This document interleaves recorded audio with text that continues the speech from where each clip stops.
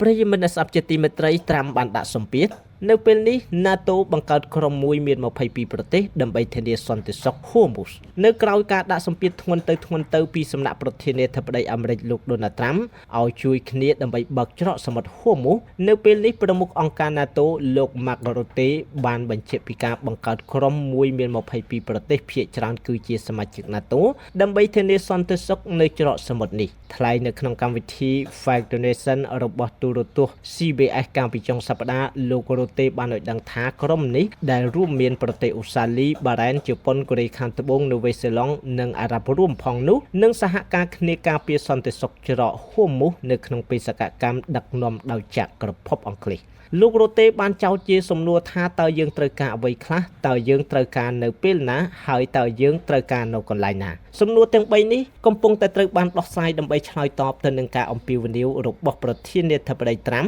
ដើម្បីធានាឲ្យបាននៅការធ្វើនាវាចរដោយសេរីឆ្លងកាត់ច្រកហួរមូសមិនត្រឹមតែប៉ុណ្ណោះសម្ព័ន្ធមិត្តក៏កំពុងពិភាក្សាគ្នាអំពីការបញ្ជូននាវាចម្បាំងដើម្បីការពារកប៉ាល់ដឹកទំនិញនិងការប្រើប្រាស់ប្រព័ន្ធការពារដែនអាកាសដើម្បីទប់ទល់ជាមួយនឹងដ្រូនព្រមទាំងមីស៊ីលរបស់អ៊ីរ៉ង់ផងដែររឿងនេះបានកើតឡើងបន្ទាប់ពីប្រមុខសេតវិមានបានហៅ NATO ថាខ្លាក្រដាស់ប្រសិនបើគ្មានអាមេរិកហើយលោកបានរិះគន់សម្ព័ន្ធភាពនេះចំពោះការបដិសេធចូលរួមនៅក្នុងប្រតិបត្តិការរួមគ្នារវាងអាមេរិកនិងអ៊ីស្រាអែលត្រាំបាននិយាយថាឥឡូវនេះនៅពេលការប្រយុទ្ធយោធាទទួលបានជ័យជំនះទាំងដែលមានគ្រោះថ្នាក់តិចតួចបំផុតសម្រាប់ពួក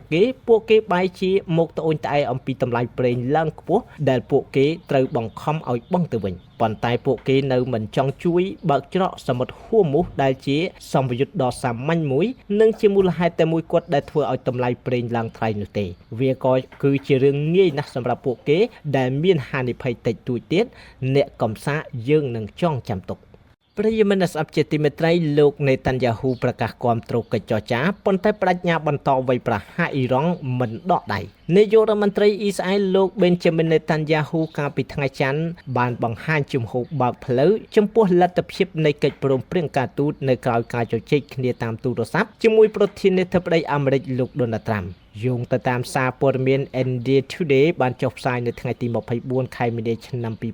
2026លោកនេតាន់យ៉ាហ៊ូបានលើកឡើងថាមានឱកាសសម្រាប់កិច្ចព្រមព្រៀងដែលអាចការពារផលប្រយោជន៍ស្នូលរបស់អ៊ីស្រាអែលដោយផ្អែកលើសមិទ្ធផលយោធារួមគ្នារបស់អ៊ីស្រាអែលនិងអាមេរិកការថ្លែងបែបនេះបានកើតមានឡើងស្របពេលដែលលោកត្រាំបានប្រកាសផ្អាកការវាយប្រហារលើហេដ្ឋារចនាសម្ព័ន្ធថាមពលរបស់អ៊ីរ៉ង់រយៈពេល5ថ្ងៃបន្ទាប់ពីកិច្ចសន្ទនាជាមួយទីក្រុងតេហេរ៉ង់ដែលលោកពិពណ៌នាថាល្អនិងមានផ្លែផ្កាទោះបីជាយ៉ាងណាក៏ដោយលោកនេតាន់យ៉ាហ៊ូបានបញ្ជាក់យ៉ាងច្បាស់ថាអ៊ីស្រាអែលមិនបានបន្ថយល្បឿនយោធានោះទេ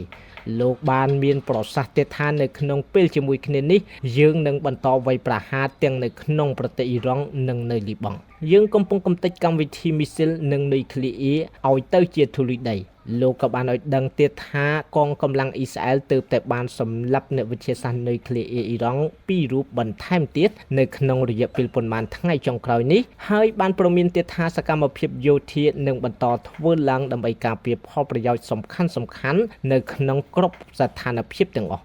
លោកត្រាំប្រកាសឈប់បាញ់លើរោងចក្រអគ្គិសនីនិងហេដ្ឋារចនាសម្ព័ន្ធថាមពលរបស់អ៊ីរ៉ង់រយៈពេល5ថ្ងៃប្រធានាធិបតីអាមេរិកលោកត្រាំបង្ហោះនៅលើបណ្ដាញសង្គម Truth Social កាលពីថ្ងៃច័ន្ទទី23មីនាឆ្នាំ